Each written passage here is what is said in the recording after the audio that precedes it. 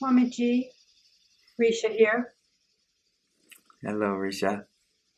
Question. This brings to mind, and of course, this is mind, I guess. However, Mind as a tool in this case, not mind as a disturbance. thank you, thank you. So, when you describe the situation, the problem, whatever's there. And then in the beginning you said, and at the end you also said, have compassion, have persistence, have, well, continuing awareness, all those things that you said. So I'm in the middle of this situation, and here comes, and I've heard what you say, and here comes this thought, well, let's have compassion. What's happening right there when the thought, the problem seems to be there, and then also this idea of, well, have compassion on it. What's happening? What's happening there?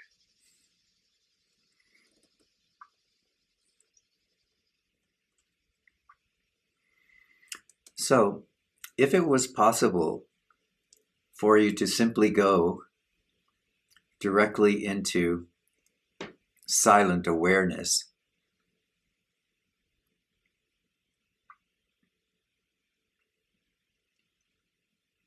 then I would recommend do that.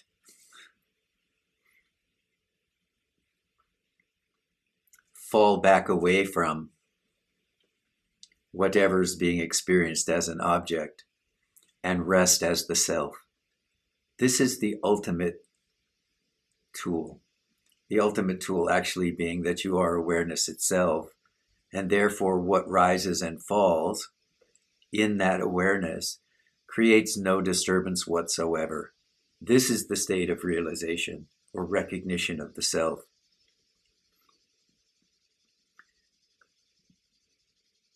But if that's not possible, then understand that there is still some residual misunderstanding, if you will, that I am the body, or I am the mind, or I am the emotion, or I am the situation. And there's a reactivity that arises in that. And what happens for many people who have been on a spiritual journey for some years is that when that reactivity happens, there's a sense of failure almost, that if I understood truly who I am, then I wouldn't react in this way, or I wouldn't have this experience of confusion or fear or anger, that this would not be here. So then this experience becomes a turning in on one's personality, disturbance that further supports the conditioning. So this is just a recognition. When it's said, bring compassion, bring persistence, bring these kinds of characteristics, which are characteristics of practice, not characteristics of the self. These are characteristics that are cultivated in practice. This is a subtle recognition that what is being experienced is still being experienced in relation to this body-mind, into the belief that I am this body-mind. When the self is fully realized, this tendency to look at what's happening in the mind, or look at what's happening in the emotions, or look at the sensations in the body of pain, of sickness, and so on, that these things are somehow related to me. So it is this me to which we are bringing compassion. But there's a deeper recognition that's always going on, that I am not this.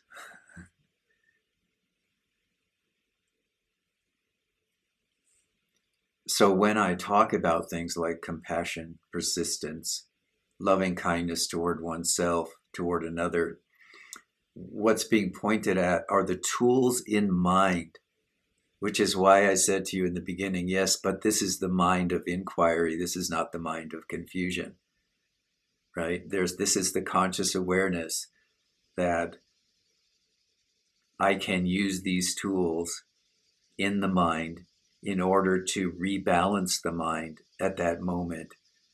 Because everyone's had the experience where something has happened and the reaction has been so strong and so immediate that we immediately feel out of balance and we don't quite know how to get back to this place of equanimity. So these tools of expressing compassion toward the mind which is suffering, the mind which is confused or delusional, are what the sages refer to as using a thorn to remove a thorn. So in India, of course, many people don't wear shoes at all. And so there's thorns in the foot are a common occurrence. And when one gets a thorn in the bottom of the foot, it's recommended that you go to the thorn tree or the thorn bush and take another thorn, and you take the thorn to remove the thorn. So this is what we are doing with the mind which is disturbed. We are going back to the source of the disturbance, which is mind. This is the thorn bush. And we are adopting some way, some tool of returning to balance by using compassion, loving kindness, patience, persistence, perseverance, cultivating these until they aren't needed anymore. Because at the end of this metaphor in scripture, it's said, take a thorn to remove a thorn, then throw both away. So this is how mind operates also. So it's not as simple as simply replacing a negative thought with a positive thought. It's not that Pollyannish kind of experience where we just say, well, if I just stop thinking that thought and replace it with I am love, I am love, I am love. Eventually this is going to work, but the reason we do it is not to just momentarily ease our suffering, although this is necessary sometimes, isn't it? Just to momentarily ease our pain and suffering, our confusion. This is sometimes necessary in the moment, and this is what these tools are for. But in the end, we have to throw away all sorts of practice, all sorts of scripture, all sorts of book learning, and so on, in order to fully come to this comprehension of the self as being, consciousness, and bliss. So, is that helpful? Yes, very helpful. Gave me another perspective on it. And where I think I was coming from in the beginning was like, if I'm in the middle of turmoil and all of a sudden there's this impulse to give myself compassion, like the game's over already. I'm already admitting that I am that which can give compassion, or I am not that. That's not that the game's over, but it's it's on its way. Right, exactly. That's exactly right. Yeah, that's exactly right. And so it becomes a simple matter of remembrance, doesn't it? And so in the past, where we might have struggled for a long time over whatever was in the mind or whatever the conditioning is that's there, under this new way of seeing things, we come to see that it's very, very simple as you describe it. The game is over already. The game is up as soon as we recognize, come to compassion, come away from this believing in the truth of this difficult object. Yeah. Very nice.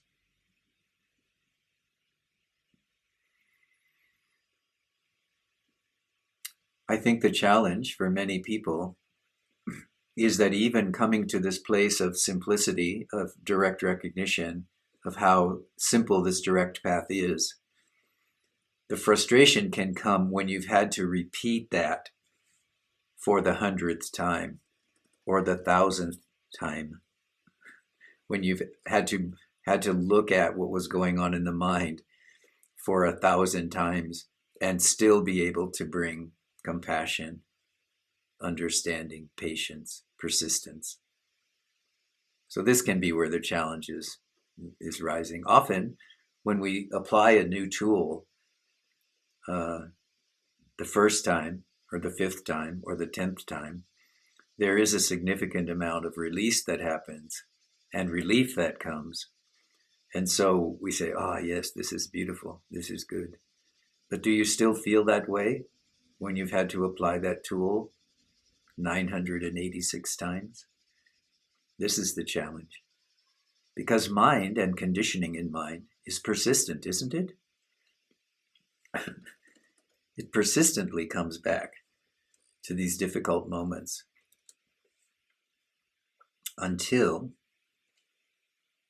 the truth of your own being as consciousness, bliss, is realized so firmly and so directly that it isn't disturbed by anything that arises anymore in the mind or the experience.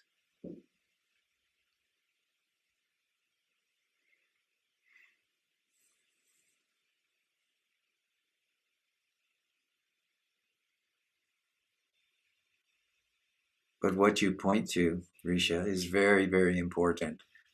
And that is the recognition that as soon as you realize, I am that which is aware, I am that which is bringing compassion to this situation, then awareness is back. You're no longer caught in that disturbance.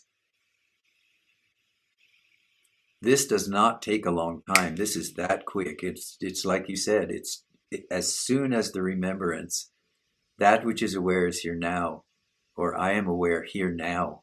As soon as this remembrance comes, and in this awareness there is compassion, loving kindness, and so on. These are just the natural characteristics of it. We don't need to do anything. If we come to this recognition that that which is aware is here now, I am the self. If we come to that recognition, then all these other characteristics like compassion and loving kindness and persistence and consistent recognition of the self, these all things are natural, the natural qualities of the recognition that that which is aware is here now. So then I don't even need to do anything such as saying, I will bring compassion to this. If I bring awareness to it, compassion is inherent in that. So